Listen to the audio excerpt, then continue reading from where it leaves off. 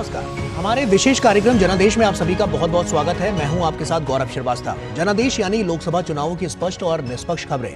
दूसरे चरण के मतदान के बाद अब बाकी बचे 5 चरणों के लिए चुनाव प्रचार रफ्तार पकड़ चुका है। चुनाव प्रचार में सभी पार्टियों के दिग्गज नेता भी जनादेश हासिल करने के लिए पूरी ताकत झोंक रहे हैं।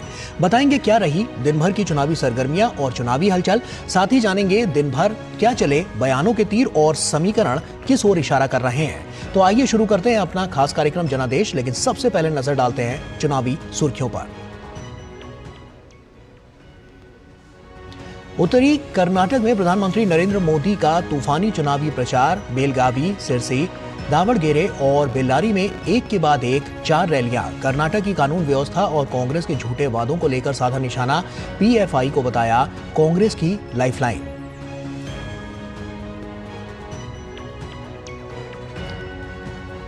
राहुल गांधी के राजघरानों को लेकर दिए गए विवादित बयान पर जमकर बरसे प्रधानमंत्री। कहा, राहुल गांधी भूल गए औरंगजेब के अत्याचार। वोट बैंक की राजनीति के लिए केवल राजघरानों का करते हैं अपमान, लेकिन सुल्तानों के खिलाफ बोलने की ताकत नहीं।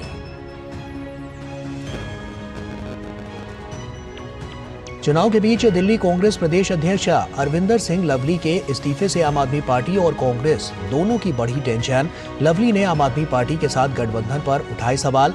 कांग्रेस की अंदरूनी उठापटक पर बीजेपी ने किया तंज। आपके जेल का जवाब वोट से चुनावी गीत पर चुनाव आयोग ने लगाई रोक। कहा, कैंपेन सॉन्ग के कंटेंट में बदलाव करे आम आदमी पार्टी। प्रसारित करने से पहले निर्वाचन आयोग से अनुमति लेने के लिए सबमिट करने को भी कहा।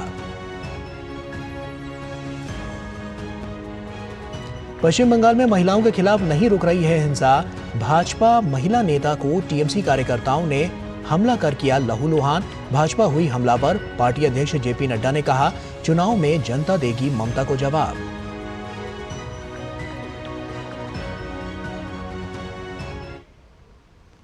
देश में दूसरे चरण के मतदान के बाद बाकी बचे चरणों के लिए प्रचार ने जोर पकड़ लिया है। एनडीए और इंडी गठबंधन के दिग्गजों की चुनावी रैलियां और बयानबाजी का सिलसिला लगातार जारी है। तो आइए देखते हैं हमारे विशेष कार्यक्रम में दिन भर की चुनावी हलचल। क्या है जनता का जनादेश।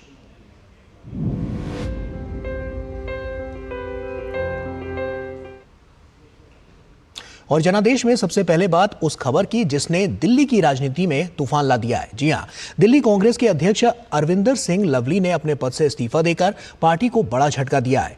कांग्रेस अध्यक्ष मल्लिकार्जुन खड़गे ने उनका इस्तीफा स्वीकार भी कर लिया है, लेकिन इससे न सिर्फ पार्टी की अंतर्कलह खुलकर सामने आ गई है, बल्कि इसने आम आदमी पार्टी से गठबंधन पर भी कई सवाल भी खड़े कर दिए हैं। हम इस पर अपने मेहमानों से करेंगे चर्चा, लेकिन सबसे पहले देखते हैं ये खास रिपोर्ट।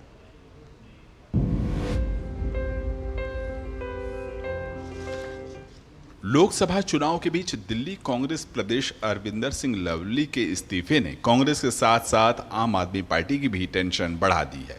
इस मामले में जहां कांग्रेस पार्टी के अंदरूनी कलह खुलकर सामने आई है, कांग्रेस के राष्ट्रीय अध्यक्ष मल्लिकार्जुन खड़गे को लिखे पत्र में लवली ने आम आदमी पार्टी के साथ चुनावी गठजोड़ का भी विरोध किया है। लवली ने कहा कि कांग्रेस की दिल्ली इकाई उस पार्टी के साथ गठबंधन के खिलाफ थी जिसने कांग्रेस के खिलाफ भ्रष्टाचार के झूठे, मनगढ़ंत और दुर्भावनापूर्ण आरोप लगाए थे। उन्होंने कहा कि इसके बावजूद कांग्रेस ने दिल्ली में आम आदमी पार्टी के साथ जाने का फैसला किया, जिससे दिल्ली कांग्रेस के कार्यकर्ता नाराज हैं। सूलों की और जो कांग्रेस का कार्यकर्ता दिल से महसूस करता है, उस पीड़ा को मेंशन करते हुए मैंने जो है अपना इस्तीफा भेजा है। माना जा रहा है कि लवली उत्तरी पूर्वी दिल्ली से कन्हैया कुमार को उम्मीदवार बनाए जाने से भी खफा हैं। लवली के इस्तीफे के बाद दिल्ली कांग्रेस कार्यकर्ता 2 धड़ों में बटे हुए दिखाई दे रहे हैं। अरविंदर सिंह लवली के आवास पर इसकी बानगी उस वक्त देखने को मिली जब कांग्रेस के पूर्व विधायक आसिफ मोहम्मद खान उनसे मिलने पहुंचे। इस दौरान कुछ कांग्रेस कार्यकर्ताओं ने आसिफ खान के साथ बदसलूकी और धक्का मुक्की भी की। दूसरी तरफ कांग्रेस नेता संदीप दीक्षित ने भी पार्टी पर कार्यकर्ताओं की आवाज नहीं सुनने के आरोप लगाए हैं। टिकट नहीं मिलने से नाराज दिल्ली कांग्रेस के दिग्गज नेता राजकुमार चौहान भी पार्टी से इस्तीफा दे चुके हैं। उसका एक पीड़ा और जो एक अंदर की है कि जिस तरीके से देखिए दिल्ली में कांग्रेस ऐसी स्थिति में है कि हम संघर्षरत हैं। हम पिछले 8-10 साल से जो दुष्प्रचार हुआ कांग्रेस के खिलाफ उसके बारे में वापस अपनी पुरानी साख को वापस लाने के लिए हम लोग संघर्ष कर रहे हैं और मुझे लगता है कि जो बातें उन्होंने कही हैं उनकी पीड़ा, इस पर गंभीरता से ध्यान जरूर देना पड़ेगा। बीजेपी पहले से ही दिल्ली में आम आदमी पार्टी और कांग्रेस के गठबंधन को लेकर हमलावर रही है। बीजेपी लगातार कह रही है कि दोनों दल अपने ही कार्यकर्ताओं को गठबंधन को लेकर आश्वस्त करने में असफल रहे हैं। अब आपके साथ गठबंधन को जिम्मेदार ठहराते हुए प्रदेश कांग्रेस अध्यक्ष के इस्तीफे ने बीजेपी को हमला करने का एक और नया मौका दे दिया है। कन्हैया कुमार को टिकट देना, वो व्यक्ति जो देश के टुकड़े टुकड़े करने की बात करता हो, वो व्यक्ति जो देश के आतंकवादियों के समर्थन करने वालों के साथ खड़ा होता हो, इस दिल्ली में या इस हिंदुस्तान में हर वो व्यक्ति जो अपने देश से प्यार करता है, अपने समाज से प्यार करता है, वो ऐसे किसी भी आदमी के साथ खड़े होने की जरूरत कर ही नहीं सकता। रविंदर लवली जी ने सारी बातें स्पष्ट कर दी है। पहले तो दिल्ली से ऐसे प्रत्याशियों को उतारना जिनका ना दिल्ली से कोई वास्ता था, ना उनकी पार्टी से कोई वास्ता था, इसीलिए कन्हैया कुमार से और उदित राज से नाराज होकर कई कांग्रेस के कार्यकर्ता जो बचे कुचे थे वो सड़कों पर थे। दिल्ली की 7 लोकसभा सीटों पर छठवें चरण में 25 मई को मतदान होगा। ऐसे में बड़ा सवाल ये है कि मतदान से पहले लवली का इस्तीफा और कांग्रेस कार्यकर्ताओं का असंतोष पार्टी को कितना नुकसान पहुंचाएगा। अरविंदर सिंह लवली के कांग्रेस कमेटी के अध्यक्ष पद के इस्तीफे ने एक बार फिर से राजनीति को गरमा दिया है और उनके इस इस्तीफे ने इस ओर इशारा किया है कि कांग्रेस और आम आदमी पार्टी का गठबंधन विफल होता दिखाई दे रहा है। साथ ही साथ कांग्रेस का अंदरूनी कलह खुलकर सामने आ गया है। 25 मई को राजधानी में 7 लोकसभा सीटों पर चुनाव होंगे। उससे ठीक पहले उनका ये इस्तीफा क्या कांग्रेस के लिए बड़ा झटका है या कांग्रेस अपने कार्यकर्ताओं को एक बार फिर से जुटाने में कामयाब होगी? कैमरामैन शैलेंद्र के साथ मुकेश शुक्ला, डीडी न्यूज, दिल्ली।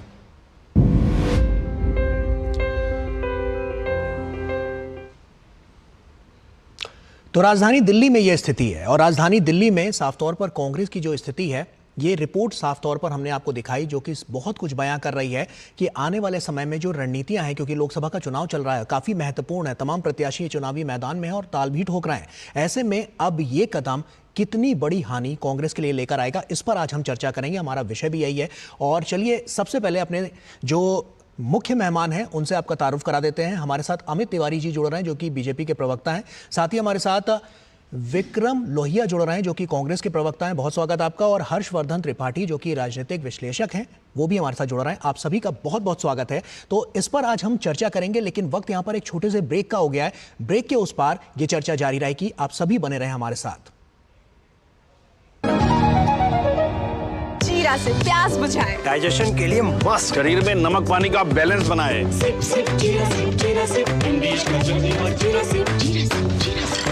मेरे 1 वोट से घर में मुफ्त राशन आया, अब मेरे वोट से और 5 साल तक मिलेगा। ये है मोदी की गारंटी और मेरी गारंटी।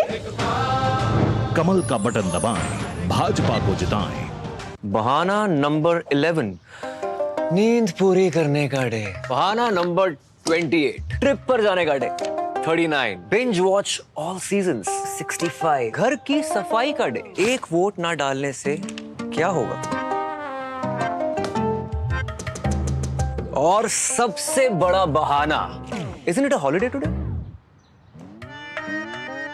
हॉलिडे। 101 बहाने हैं वोट ना डालने के, पर इस चुनाव के पर्व में एक ही रीजन काफी है वोट डालने का। वो है हमारी रिस्पॉन्सिबिलिटी, देश और हमारे फ्यूचर के लिए।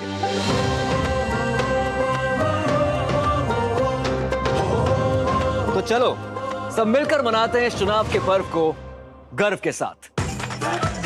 मैं क्या जी, सब जानते हैं, जहां दिखे मारियो, अपना समझ के खा लियो। स्वाद से सबको दीवाना कर दे, दीवाना कर दे। पता का चाय, गजब का स्वाद। मेरे 1 वोट से मोदी जी ने ढेर सारे एम्स खोले, सस्ती दवा, मुफ्त इलाज दिलाया। अब मेरे वोट से हम 70 साल के ऊपर के सीनियर सिटीजन को मुफ्त इलाज मिलेगा। ये है मोदी की गारंटी और मेरी गारंटी। कमल का बटन दबाएं, भाजपा को जिताएं। आज दही बड़ा खाने का मन है। वाह क्या स्वाद है। असली स्वाद तो MDH दही बड़ा रायता मसाले से ही आता है।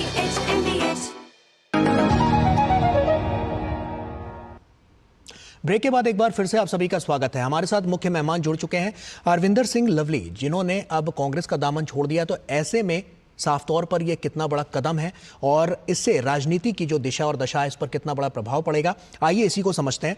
हमारे साथ जो मेहमान जुड़े हैं, अमित तिवारी जी भी हमारे साथ जुड़े हुए हैं और साथ ही साथ विक्रम लोहिया जी भी जुड़े हुए हैं। विक्रम लोहिया जी, शुरुआत मैं आप ही से करना चाहूंगा। एक तरफ तो हम देख रहे हैं कि देश भर में चुनाव है और दूसरी तरफ हम देख रहे हैं कि आपकी पार्टी में तनाव है। कैसे पार लगेगी नैया? सामने ही चुनाव है।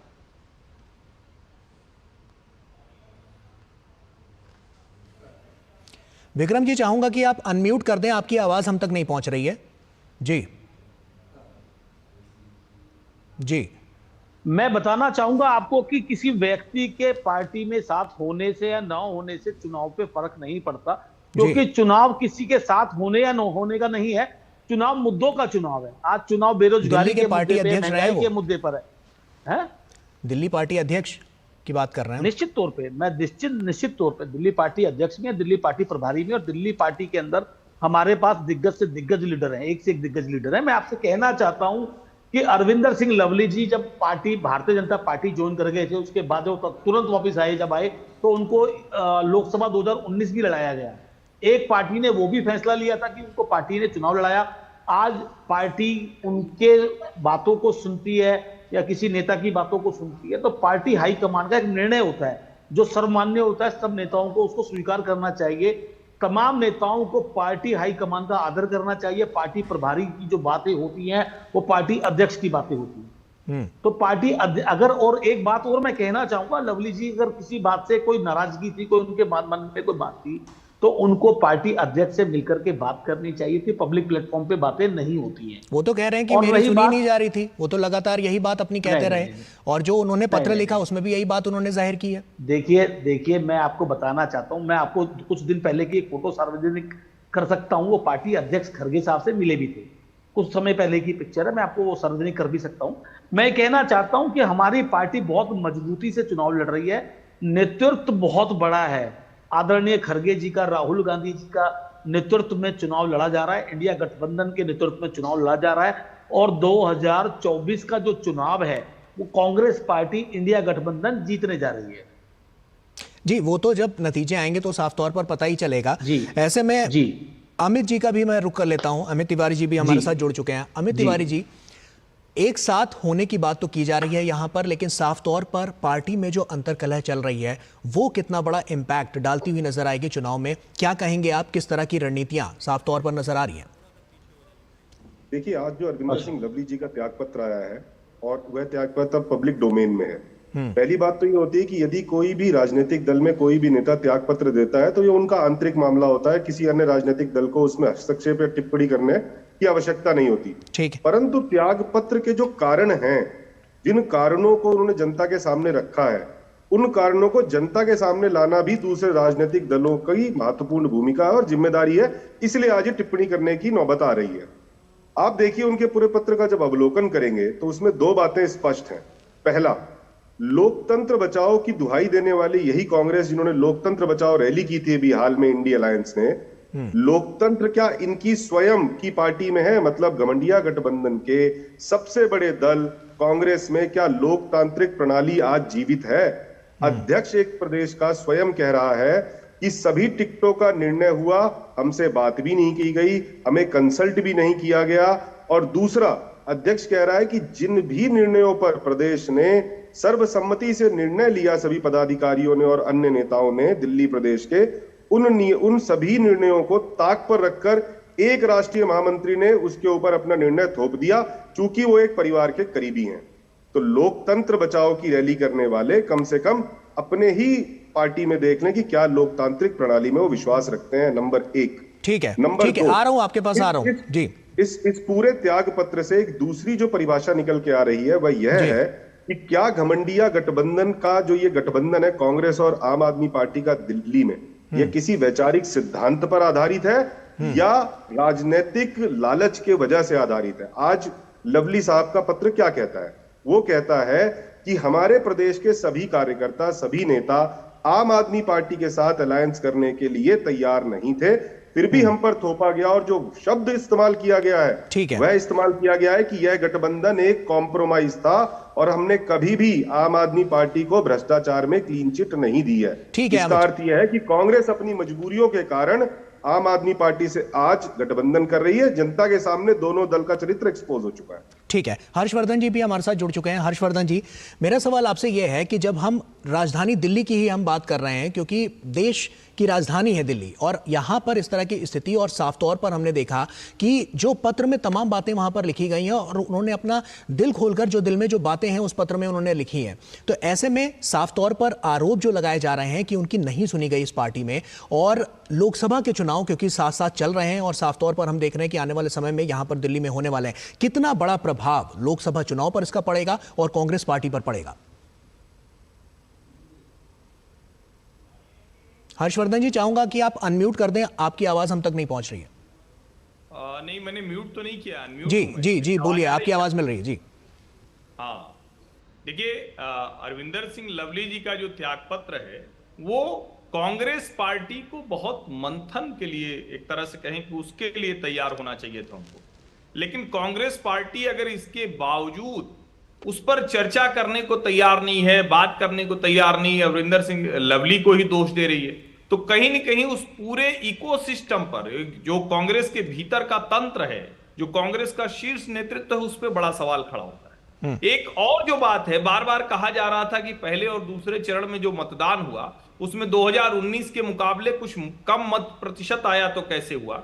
उसकी भी एक बड़ी वजह है।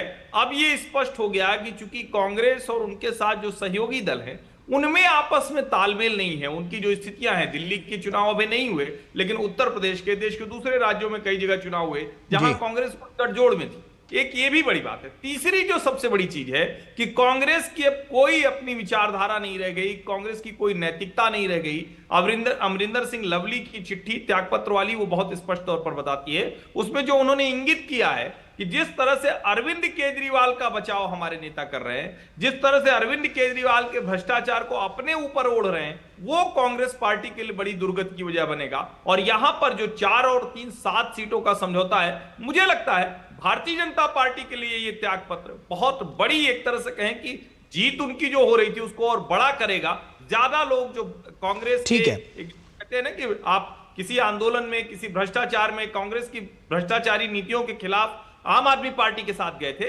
अब वो शायद दोनों तरफ सोचेंगे क्या हमें इनके साथ जाना चाहिए या नहीं जाना चाहिए। ठीक है, विक्रम जी, आप ही का रुख कर रहा हूं। हमने देखा है कि जैसे राष्ट्रीय पार्टी कांग्रेस, और हम देख रहे हैं, चाहे हम दिल्ली की बात कर लें, चाहे हम उत्तर प्रदेश की बात कर लें, बिहार की बात कर लें, तमाम राज्यों में क्षेत्रीय पार्टियों के साथ आगे बढ़ने की कवायद तो कर रही है। स्टेज पर कुछ नजर आता है, ऊपरी तौर पर कुछ नजर आता है, लेकिन कार्यकर्ताओं के अंदर जो मतभेद नजर आता है उसको कैसे दूर करेंगे, ये सबसे बड़ी चुनौती के समय की अगर हम बात करें तो ये सबसे बड़ी चुनौती के रूप में आपके सामने आएगा। उसको कैसे दूर कर पाएंगे? देखिए, हमारी पार्टी और गठबंधन के अंदर कोई भी समस्या नहीं है। देखिए, कुछ राज्यों के अंदर गठबंधन के अंदर समस्या अब नहीं थी, कुछ समय पहले से ही स्टार्ट हो गई थी। आपको पता है, हमारा बंगाल में सीट शेयरिंग नहीं हुआ, तो गठबंधन की समस्या को हम लोग समझ सकते हैं कि वहां गठबंधन हुआ ही नहीं।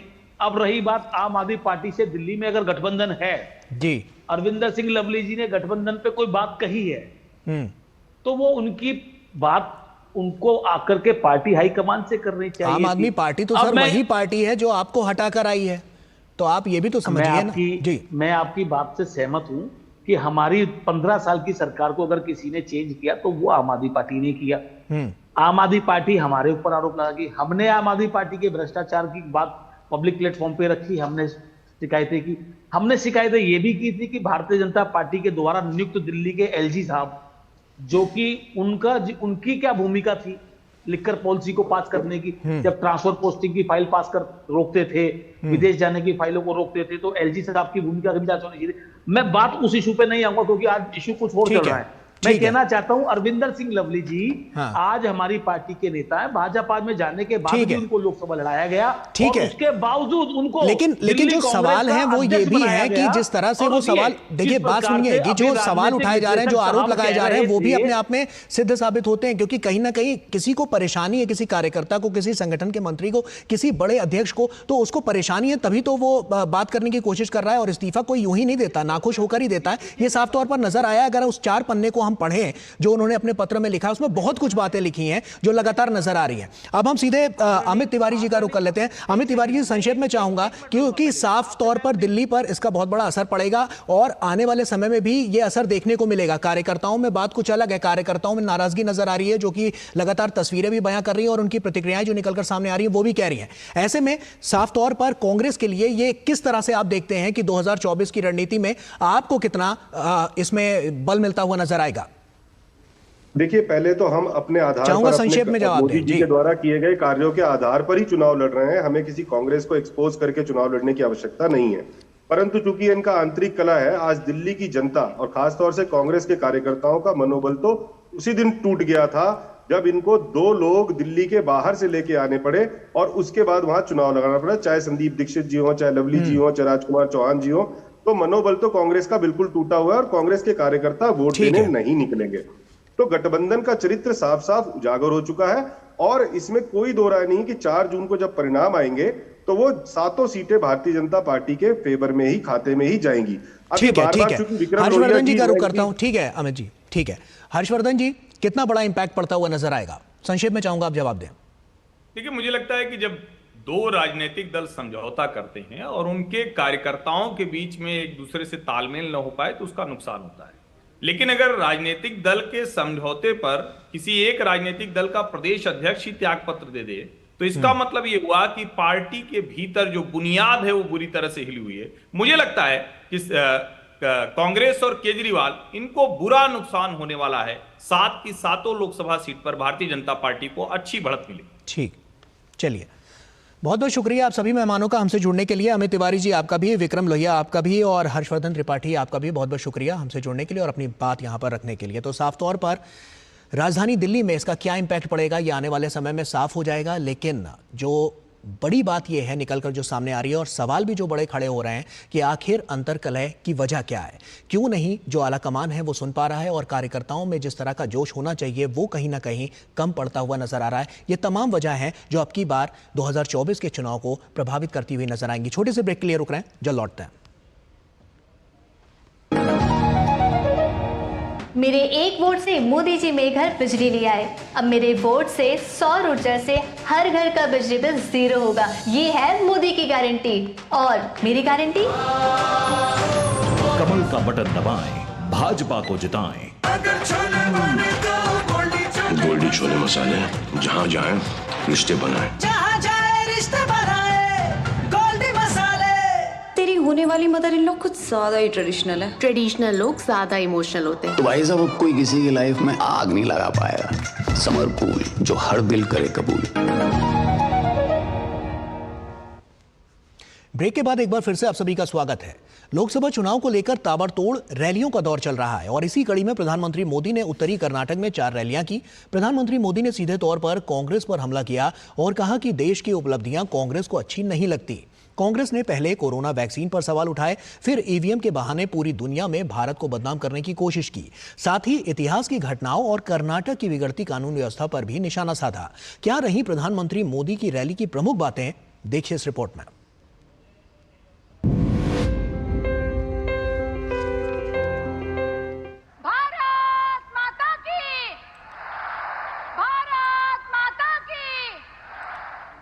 उत्तरी कर्नाटक में प्रधानमंत्री का तूफानी चुनावी प्रचार, एक के बाद एक 4 रैलियां बेलगावी, सिरसी, दावणगेरे और बेल्लारी में। कर्नाटक की बिगड़ती कानून व्यवस्था और कांग्रेस के झूठे वादे प्रधानमंत्री के निशाने पर रहे। कांग्रेस की सरकार तुष्टीकरण का दबाव उसी को प्राथमिकता देती है। उनके लिए नेहा जैसी बेटियों की जिंदगी की कीमत नहीं है, उनको तो अपने वोट बैंक की चिंता है। प्रधानमंत्री ने वोट बैंक की कांग्रेसी मानसिकता और तुष्टीकरण की राजनीति पर तीखा वार किया। उन्होंने कहा कि पीएफआई जैसे खतरनाक और देश विरोधी ताकतों के साथ मिलकर कांग्रेस काम कर रही है। बंगलुरु में इनके आते ही बम फोड़ते हैं आकर के आतंकी। ये लोग बयान देते हैं क्या, गैस का सिलेंडर फटा है। अरे आपका दिमाग फटा है कि गैस का सिलेंडर फटा है? हो क्या गया इन लोगों को? और जब मामला एनआईए के पास गया तब जाकर के बंगाल में जाकर के उनको दबोच करके ले आए हैं भाइयों। और जिसके पीछे जिन लोगों का नाम है पीएफआई जैसे संगठन, जिसको प्रतिबंध लगा है वायनाड में, ऐसे पीएफआई के संगठनों की मदद ली जाती है तो फिर उनका तूफान और बढ़ेगा कि नहीं बढ़ेगा? कांग्रेस ने जिस प्रकार वोट के लिए पीएफआई जैसे संगठनों की मदद ली है, उनसे सहाय ली है, और ऐसे ही कारणों से ऐसे लोगों की ताकत बढ़ जाती है भाइयों। कांग्रेस का ट्रैक रिकॉर्ड आतंकियों के मारे जाने पर आंसू बहाने का आपको याद होगा। दिल्ली में आतंकी घटना घटी थी, कांग्रेस की एक नेता आंसू बहा रही थी कि आतंकी क्यों मारा गया। कांग्रेस में लटकते हुए विकास कार्यों और किसानों की होती दुर्दशा पर प्रधानमंत्री ने चिंता जाहिर की। प्रधानमंत्री ने कहा कि कांग्रेस आई का मतलब है बर्बादी लाई। कांग्रेस का वर्क कल्चर है ब्रेक करो या तो ब्रेक लगाओ। कांग्रेस देश की एकता को ब्रेक करने में जुटी हुई है और डेवलपमेंट के कामों पर ब्रेक लगाने में लगी हुई है। और कर्नाटका में कांग्रेस जनता को एड्रेस नहीं कर रही है। वो सुबह शाम तय करते हैं कि नंबर 2 एक को कैसे मारेगा, एक नंबर तय करता है नंबर 2 को कैसे मारेगा। वोट बैंक को खुश करने के लिए कांग्रेस द्वारा हर एक व्यक्ति की संपत्ति का सर्वे कराने और ओबीसी आरक्षण में कटौती करने को भी प्रधानमंत्री ने मुद्दा बनाया। वहीं उन्होंने विश्वास जताया कि कांग्रेस अपनी हार देखकर घबरा रही है। प्रधानमंत्री ने राज्य की लोकसभा सीटों पर प्रचंड जीत का दावा किया। राज्य की कुल 28 में से 14 सीटों पर मतदान पूरा हो चुका है। बची हुई 14 सीटों पर 7 मई को मतदान होना है। 2019 के चुनाव में भाजपा ने राज्य की 28 में से 25 सीटों पर एक तरफा जीत हासिल की थी। चंद्रशेखर, आयशा, नितेंद्र और अश्वनी के साथ bureau report, DD news.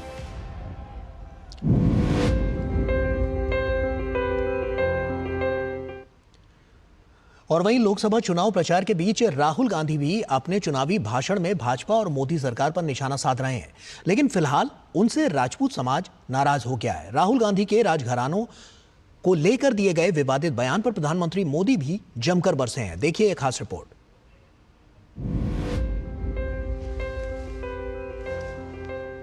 Bhajpa की ओर से कांग्रेस पर तुष्टीकरण के आरोपों के बीच राहुल गांधी ने इस बार राजपूत समाज पर निशाना साधा है। राहुल के बयान पर सियासी बवाल मच गया। पीएम मोदी ने एक जनसभा में कांग्रेस पर तुष्टीकरण का आरोप लगाते हुए कहा कि वोट बैंक के लिए वे राजा महाराजा के खिलाफ बोलते हैं, लेकिन नवाबों, बादशाहों, सुल्तानों के खिलाफ उनमें एक शब्द बोलने की ताकत नहीं है। भारत के इतिहास में जो अत्याचार नवाबों ने किए, निजामों ने किए, सुल्तानों ने किए, बादशाहों ने किए, उसकी बात पर तो शाहजादे के मुंह पर ताला लग जाता है, बोलती बंद हो जाती है और राजा महाराजाओं को गालियां दे रहे हो, उनको अपमानित करते हो। कांग्रेस को औरंगजेब के अत्याचार याद नहीं आते, जिसने हमारे सैकड़ों मंदिरों को तोड़ा, अपवित्र किया। कांग्रेस तो औरंगजेब का गुणगान करने वाली पार्टियों के साथ खुशी से गठबंधन करती है। दरअसल कर्नाटक के बेल्लारी में एक रैली को संबोधित करते हुए राहुल गांधी ने मानो देश निर्माण में राजाओं महाराजाओं के योगदान को ही खारिज कर दिया और उन्हें अत्याचारी और जबरन दूसरों की जमीनें हड़पने वाला साबित करने की कोशिश की। राहुल के बयान ने सियासी हंगामा खड़ा कर दिया। बीजेपी नेता अमित मालविया ने राहुल गांधी के बयान का वीडियो शेयर किया और उनसे तुरंत राजपूत समाज से माफी की मांग की। राजाओं महाराजाओं का राज था, जो भी वो चाहते थे कर देते थे। किसी की जमीन चाहिए होती थी उठा के ले जाते थे। कांग्रेस पार्टी और हमारे कार्यकर्ताओं ने देश की जनता के साथ मिलकर आजादी प्राप्त की, लोकतंत्र लाए और संविधान देश को दिलवाया। राहुल गांधी के विवादित बोल की बीजेपी के तमाम नेताओं ने निंदा कर उसे वोट बैंक की राजनीति करार दिया है। राजनाथ सिंह ने कहा कि राहुल गांधी को इतिहास की जानकारी नहीं है। जिन राजा महाराजाओं ने करके देश के लिए दिखाया है, आप उन पर उंगली उठा रहे हैं। जूनागढ़, हैदराबाद और भोपाल की रियासत के लोग आपको दिखाई नहीं दे रहे हैं। बहनों भाइयों, ये लोग समाज को बांटकर राजनीति करने वाले लोग हैं। वहीं राहुल गांधी के बयान पर राजपूत समाज भी आग बबूला है। राजपूत समाज के नेताओं का कहना है कि कांग्रेस की इस प्रकार की सोच देश की धरोहर बचाने वाले राजा महाराजाओं का अपमान है। एक ऐसे नेता को ऐसे शब्दों का इस्तेमाल नहीं करना चाहिए। ऐसे शब्दों का इस्तेमाल कांग्रेस के लिए घातक हो सकता है और राजपूत समाज इसका बहुत विरोध करता है। पिछले दिनों बीजेपी नेता पुरुषोत्तम रूपाला ने राजपूत समाज पर विवादित बयान दिया, लेकिन गलती का एहसास होते ही फौरन माफी मांगकर मामले का पटाक्षेप कर दिया। वहीं अब राहुल गांधी के ताजा बयान ने बीजेपी को बैठे बिठाए एक और मुद्दा दे दिया है। बीजेपी जनता के बीच ये बताना नहीं भूल रही है कि कांग्रेस के दिग्गज नेताओं की ओर से ऐसे बयान सोची समझी रणनीति का हिस्सा हैं, ताकि एक वर्ग को लुभाया जा सके।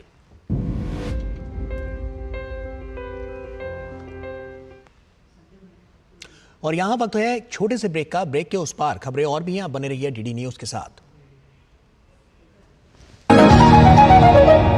आधे बाउल दही में 4 चम्मच MDH चटनी पुदीना मसाला डाला, स्टर करो, पुदीना चटनी तैयार। MDH चटनी पुदीना मसाला। मेरे एक वोट से मोदी जी ने ढेर सारे एम्स खोले, सस्ती दवा, मुफ्त इलाज दिलाया। अब मेरे वोट से हम 70 साल के ऊपर के सीनियर सिटीजन को मुफ्त इलाज मिलेगा। ये है मोदी की गारंटी। और मेरी गारंटी, कमल का बटन दबाएं, भाजपा को जिताएं। शुक्ला बता रहा था आपके बाबूजी ने जायदाद का कुछ हिस्सा नौकर के नाम कर दिया। अब नौकर हर काम अपना घर समझ के करेगा। समरकूल, जो हर दिल करे कबूल। स्वाद से सबको दीवाना कर दे, दीवाना कर दे। पता का चाय, गजब का स्वाद। अब छोलिया हो या लोबिया, सफेद चने या काले चने, सब कुछ मजेदार बने।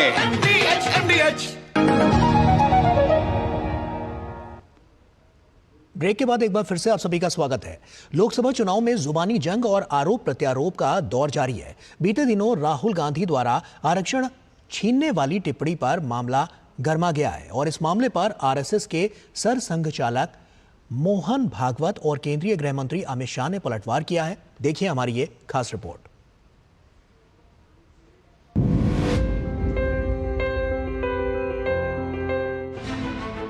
कांग्रेस नेता राहुल गांधी की आरक्षण छीनने वाली टिप्पणी के बाद इस मुद्दे पर सियासत गर्मा गई है। राहुल गांधी के बयान पर आरएसएस प्रमुख मोहन भागवत और केंद्रीय गृह मंत्री अमित शाह ने पलटवार किया है। आरएसएस प्रमुख मोहन भागवत ने कहा कि संघ परिवार ने कुछ समूहों को दिए गए आरक्षण का कभी विरोध नहीं किया। संघ शुरू से ही संविधान के अनुसार सभी आरक्षणों का समर्थन करता रहा है, लेकिन कुछ लोग दुष्प्रचार के जरिए लोगों को गुमराह कर रहे हैं। एक वीडियो घूम रहा है कि संघ वाले बाहर से तो बात ही अच्छे करेंगे, अंदर जाके कहते हैं आरक्षण का हमारा विरोध है, बाहर हम बोल नहीं सकते। अभी एकदम असत्य बात है, गलत बात है। जब से आरक्षण आया है तब से संविधान सम्मत सारे आरक्षण को संघ पूर्ण समर्थन देता है और संघ ये कहता है कि आरक्षण जिनके लिए है उनको जब तक आवश्यक लगेगा या सामाजिक कारणों से दिया गया है, वो भेदभाव जब तक है तब तक ये आरक्षण जारी रहना चाहिए। केंद्रीय गृह मंत्री अमित शाह ने कहा कि राहुल गांधी निराधार झूठ बोलकर लोगों को गुमराह करने की कोशिश कर रहे हैं। उन्होंने कहा कि जब तक भाजपा है तब तक आरक्षण को कोई छू नहीं सकता। राहुल गांधी निराधार झूठ बोलकर लोगों को गुमराह करने का काम कर रहे हैं। नरेंद्र मोदी जी ने पूरे देश के दलित, पिछड़े और आदिवासी भाई बहनों को गारंटी दी है, जब तक भारतीय जनता पार्टी है आरक्षण को कोई हाथ नहीं लगा सकता। मैं आज देश की जनता को कहना चाहता हूं कि कांग्रेस पार्टी ने हमेशा एससी, एसटी और ओबीसी के आरक्षण पर हमले किए हैं। दरअसल कांग्रेस नेता राहुल गांधी ने शनिवार को एक्स पर कहा था कि भाजपा नेताओं और नरेंद्र मोदी के करीबियों के बयानों से अब साफ हो गया है कि उनका उद्देश्य है संविधान बदलकर देश का लोकतंत्र तबाह कर देना और दलितों, पिछड़ों, आदिवासियों का आरक्षण छीनकर देश चलाने में उनकी भागीदारी खत्म करना। लेकिन संविधान और आरक्षण की रक्षा के लिए कांग्रेस चट्टान की तरह भाजपा की राह में खड़ी है। जब तक कांग्रेस है, वंचितों से उनका आरक्षण दुनिया की कोई ताकत छीन नहीं सकती। हालांकि भाजपा का शीर्ष नेतृत्व पहले भी विपक्ष की ओर से ऐसे आरोपों को निराधार बता चुका है। प्रधानमंत्री मोदी बता चुके हैं कि कांग्रेस ने कैसे मंडल कमीशन की सिफारिशों को लंबे समय तक अटकाए रखा। अमित शाह ने भी कहा कि एएमयू जैसी संस्थाओं में एससी, एसटी और ओबीसी को आरक्षण नहीं मिलने की वजह सिर्फ कांग्रेस की नीतियां रही हैं। इसके अलावा भाजपा कर्नाटक में सभी मुस्लिमों को ओबीसी वर्ग में शामिल करने के मुद्दे पर भी कांग्रेस को घेर रही है। ऐसे में आरक्षण को लेकर सियासत गर्म है। जनादेश डेस्क, डीडी न्यूज।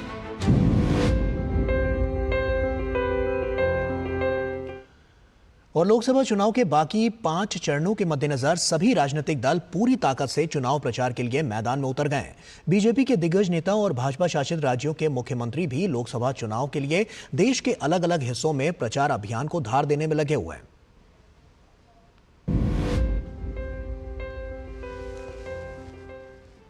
लोकसभा चुनाव के बाकी बचे 5 चरणों के लिए एनडीए के दिग्गज प्रचार में पूरी ताकत झोंक रहे हैं। इस कड़ी में भाजपा के वरिष्ठ नेता अमित शाह ने उत्तर प्रदेश के एटा, मैनपुरी और इटावा में जनसभाएं की। उन्होंने कांग्रेस, सपा और इंडी गठबंधन पर जमकर हमला बोला।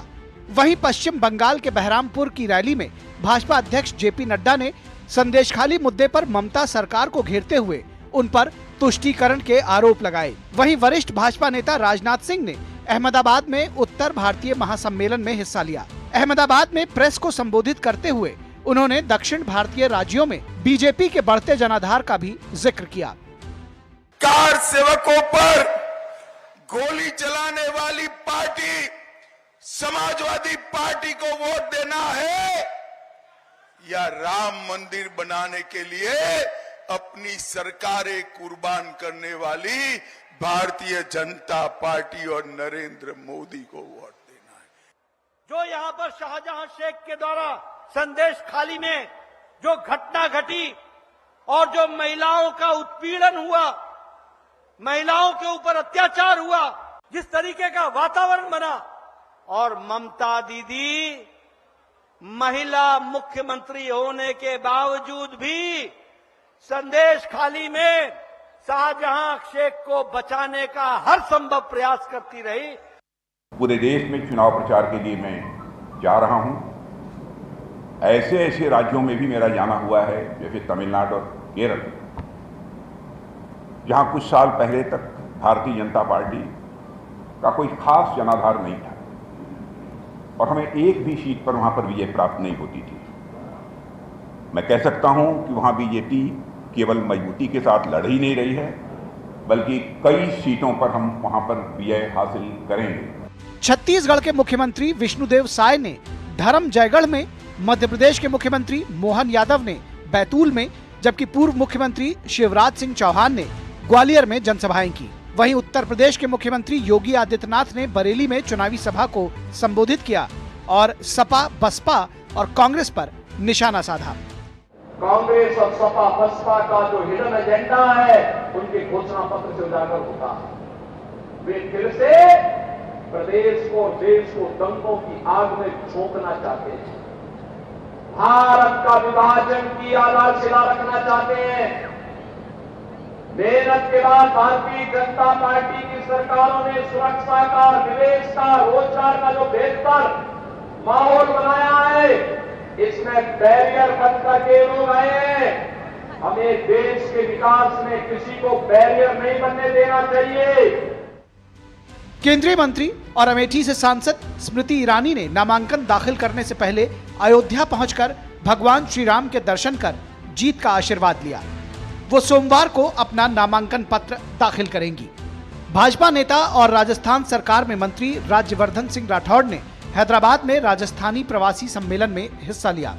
उन्होंने हैदराबाद से भाजपा प्रत्याशी माधवी लता के पक्ष में प्रचार भी किया। इनके अलावा भी एनडीए के कई दिग्गज नेताओं ने चुनावी रैलियों को संबोधित किया। Bureau report, DD news.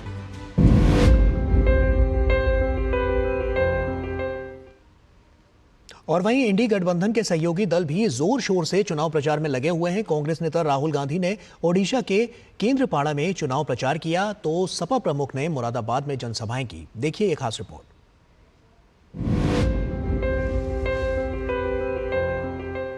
Lok Sabha के चुनावी संग्राम में सत्ता की चाबी जनता के हाथ में है। कांग्रेस समेत इंडी गठबंधन के सभी दलों ने चुनाव प्रचार में पूरी ताकत झोंक दी है। कांग्रेस नेता राहुल गांधी ने ओडिशा के केंद्रपाड़ा में जनसभा को संबोधित किया और जनता को पार्टी के चुनावी वादों की याद दिलाई। वहीं सपा प्रमुख अखिलेश यादव ने उत्तर प्रदेश के मुरादाबाद में संभल में जनसभाएं की।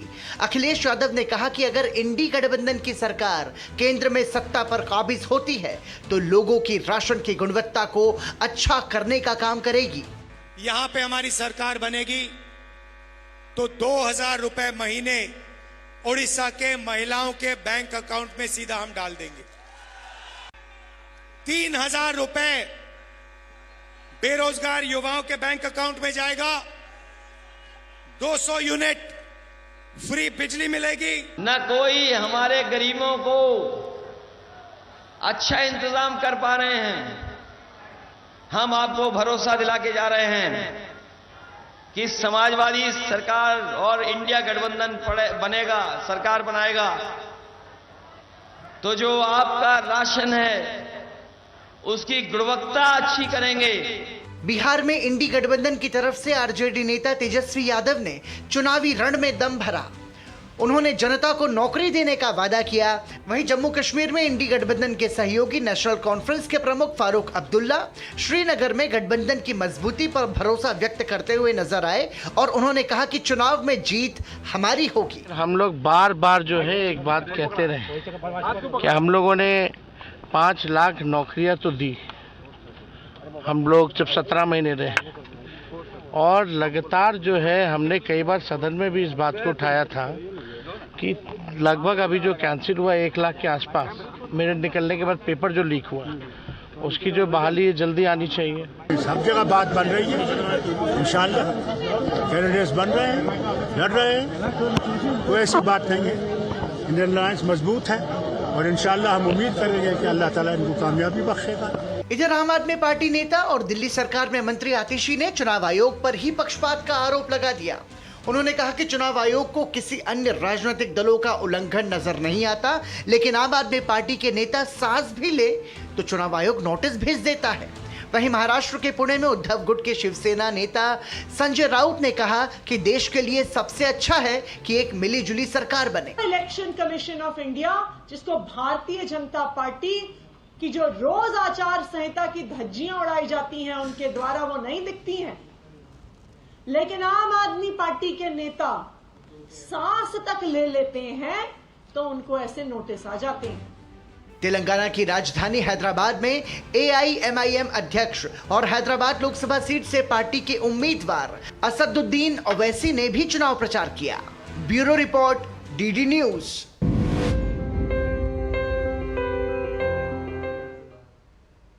और वक्त यहां पर हो चला एक छोटे से ब्रेक का, लेकिन ब्रेक के उस पार अररिया लोकसभा सीट का गणित हम आपको दिखाएंगे। जल्द लौटते हैं।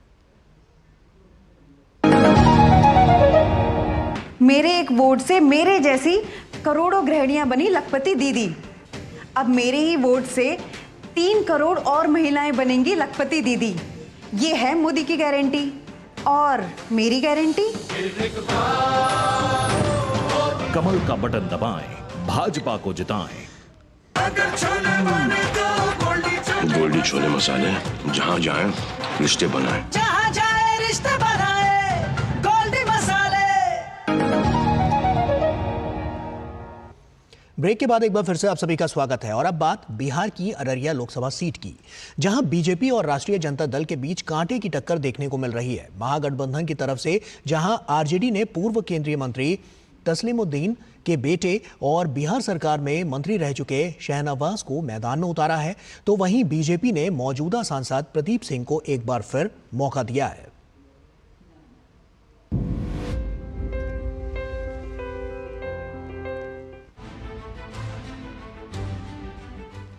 बिहार के अररिया में मुकाबला बेहद रोचक और दिलचस्प होने के आसार हैं। अररिया सीमांचल और कोसी की एकमात्र ऐसी सीट है जहां पर भाजपा किस्मत आजमा रही है। कोसी और सीमांचल की 7 सीटों में से 6 पर बीजेपी के सहयोगी जेडीयू और लोजपा के प्रत्याशी चुनाव मैदान में हैं। अररिया सीट से भाजपा ने प्रदीप कुमार सिंह को फिर चुनाव मैदान में उतारा है। उन्हें मोदी मैजिक का भरोसा है और मोदी सरकार के विकास कार्यों को गिनाकर वो जनता के बीच वोट मांग रहे हैं। मोदी जी का गारंटी है, मोदी जी जो कहते हैं वो करते हैं, उन्हीं के गारंटी पर लोगों को भरोसा है। जन जन में जात धर्म से ऊपर उठ करके प्रधानमंत्री मोदी जी पर देश को यकीन है। और हमारे क्षेत्र में भी इस बार ऐसा माहौल है कि जहां भी जाते हैं लोग यही कहते हैं कि भाई हम लोग मोदी को वोट देंगे। अररिया सीट से महागठबंधन की ओर से पूर्व केंद्रीय मंत्री तस्लीमुद्दीन के बेटे शाहनवाज आरजेडी के उम्मीदवार हैं। वो अररिया में हर साल आने वाली बाढ़ की विभीषिका का मुद्दा उठाकर भाजपा प्रत्याशी को घेर रहे हैं। तस्लीम साहब की जो सीमांचल है, कर्म भूमि रही है, जन्म भूमि रही है। हम लोग भी प्रयास करते हैं कि उन्हीं के बताए हुए रास्ते पे हम लोग चले और उसी का परिणाम है कि लगातार चुनाव में जो है हम हो या हमारे परिवार को लोगों का आशीर्वाद प्यार मिलता रहता है और मैं समझता हूं कि इस बार भी हम लोग को मिलेगा। अररिया कभी कांग्रेस का गढ़ रहा था, जहां से वरिष्ठ कांग्रेस नेता डूमरलाल बैठा जैसे लोग भी अररिया का प्रतिनिधित्व कर चुके हैं और बाद के दिनों में यहां पर जनता दल ने कब्जा किया।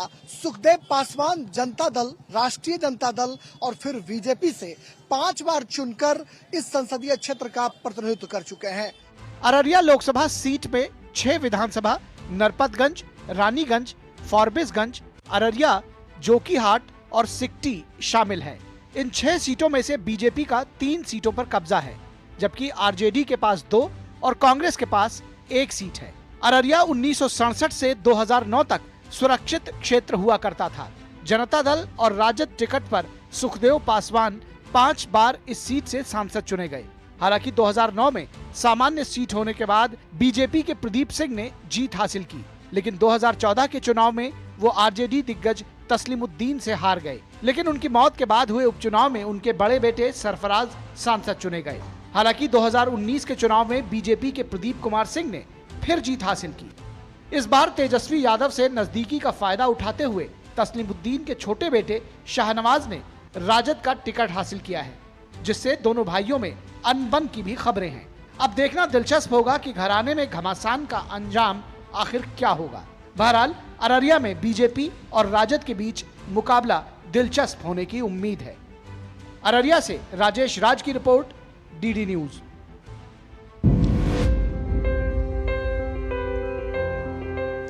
और वहीं मध्य प्रदेश की राजगढ़ लोकसभा सीट के लिए तीसरे चरण में 7 मई को मतदान होना है। कांग्रेस ने करीब 3 दशक बाद मध्य प्रदेश के पूर्व मुख्यमंत्री और कांग्रेस के कद्दावर नेता दिग्विजय सिंह को यहां से एक बार फिर मैदान में उतारा है। दिग्विजय सिंह का कहना है कि वो महंगाई, बेरोजगारी और भ्रष्टाचार के मुद्दे को लेकर जनता के पास जा रहे हैं। दिग्विजय सिंह से डीडी न्यूज के संवाददाता अजीत द्विवेदी ने खास बातचीत की, देखिए।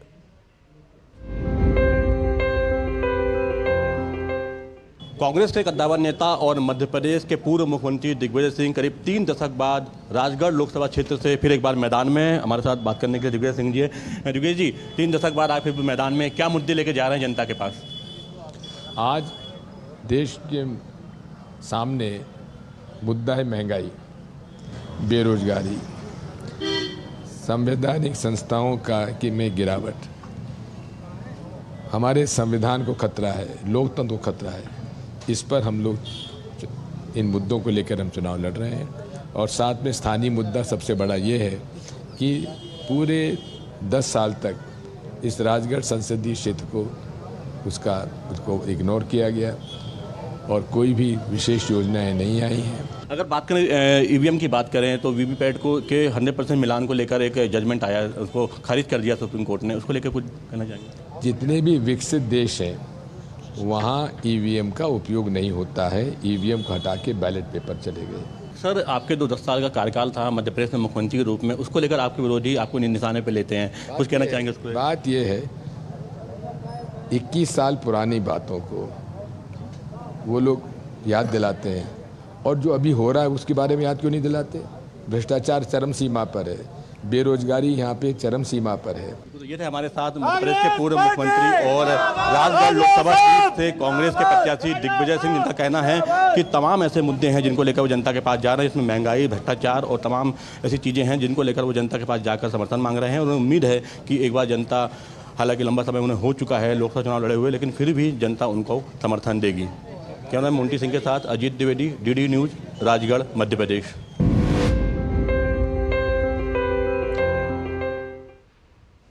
और इसी के साथ जनादेश में फिलहाल अभी के लिए इतना ही। हमारी पूरी टीम को दीजिए इजाजत। आप बने रहिए डीडी न्यूज़ के साथ। नमस्कार।